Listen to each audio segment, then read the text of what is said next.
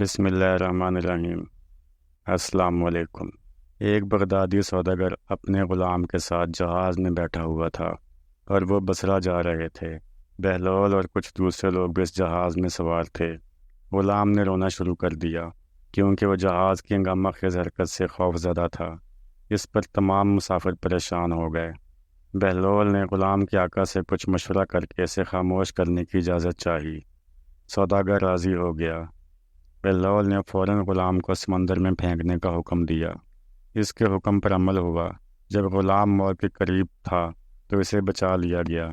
اس تجربے کے بعد غلام خاموشی سے جہاز کے ایک کونے میں بیٹھ گیا۔ مسافروں نے بہلول سے اس کی وجہ پوچھی کہ اس فعل نے غلام کو کیوں خاموش کر دیا۔ بہلول نے جواب دیا، اس غلام کو معلوم نہیں تھا یہ جہاز کتنا آرام دہ ہے اور اس کی کیا عظمت و قدر ہے۔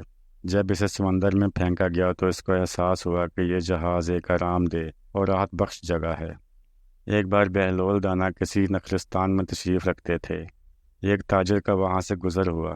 وہ آپ کے پاس آیا، سلام کر کے بعد وہ سامنے بیٹھ گیا اور انتہائی ادب سے گزارش کی، حضور تجارت کی کون سی ایسی جنس خریدوں جس میں بہت نفع ہو؟ جناب بہلول نے فرمایا، کالا کپڑا لے لو۔ تاجر نے شکریہ ادا کیا اور الٹے قدموں چلتا ہوا واپس چلا گیا۔ جا کر اس نے علاقے میں دستیاب تمام سیاہ کپڑا خرید لیا۔ کچھ دنوں بعد شہر کا بہت بڑا آدمی انتقال کر گیا۔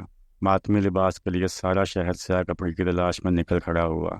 اب سارا کپڑا تو اس تاجر کے پاس ذخیرہ تھا۔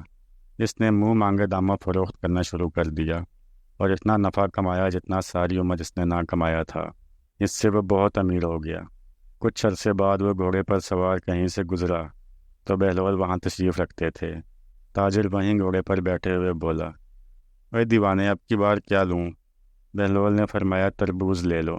وہ بھاگا گیا اور اپنی ساری دولت لگا کر پورے ملک سے تربوز خرید کر ذخیرہ کر لیے۔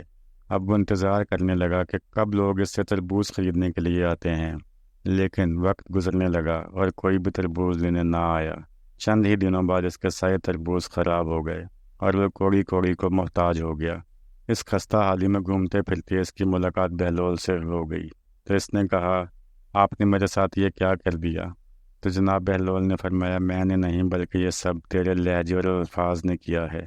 جب تم نے ادب سے پوچھا تو مالا مال ہو گیا اور جب گستاخی کی تو کنگال ہو گیا۔ کسی نے سچ کہا ہے، با ادب با نصیب، بے ادب بے نصیب۔